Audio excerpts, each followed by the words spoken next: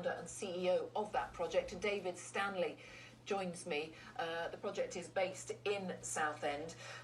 David Stanley, thank you so much for your time. A difficult day for you, I'm sure. Tell us about your memories of Sir David and the work that you did with him. Well, yes, just a devastating day. Sir David was a dear personal friend and a supporter, but much more than that, he was the patron and then the president of the Music Man Project charity, which, as you said, provides musical opportunities for children and adults with learning disabilities.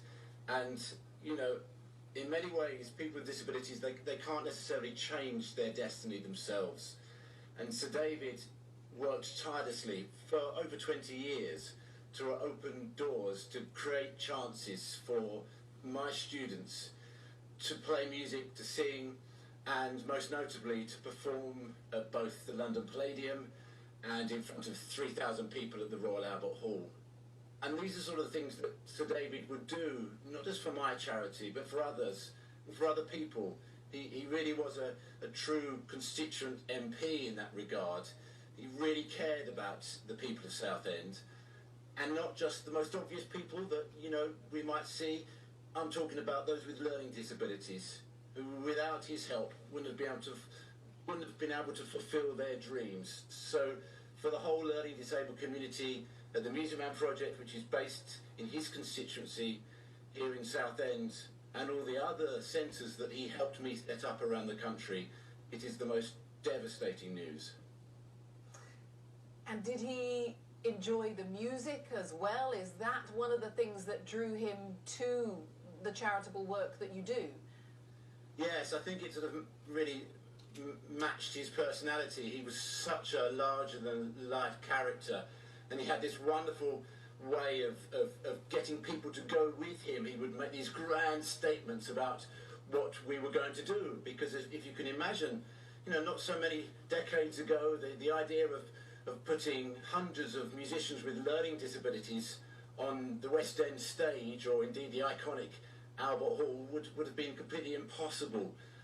So he loved this idea of having grand, big statements and having huge ambitions. And we were working on our next plan, which was to take our performance to Broadway and then on to other big concerts in London. And, you know, that's why it's so cruel, because he helped so many people, and he did it with such a smile on his face, with such passion, because he knew the impact music could have on my students and their families. And he also knew, I think this is really, really important, he knew how we were able to change perception and raise awareness about what people with disabilities could do. It wasn't always about what they needed, it was about what they could contribute to society.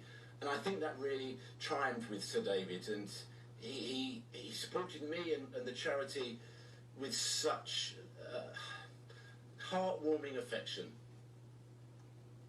And that is, I mean, that is such a touching portrait that you paint, and I'm interested how many of your events and concerts and so on that he was able to get to, because an MP, like so many people in public life, you know, they have big demands on their time, and I'm interested that you feel he was so engaged with what you're doing at the project. He was. I could not have asked for anything any more.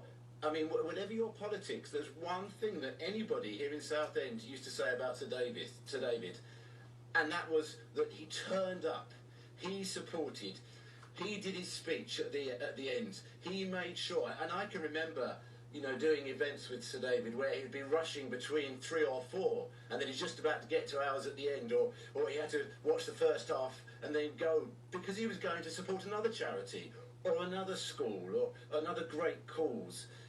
So no, he was so committed, and that's what I mean by a true constituency MP.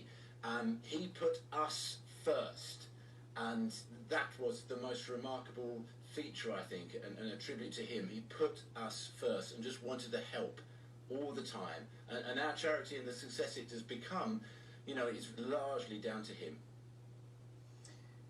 David Stanley, thank you so much for your reflections. Thank you very much for joining us here tonight on BBC News. David Stanley is the founder and CEO of that charity, the Music Man Project, which is based in Essex.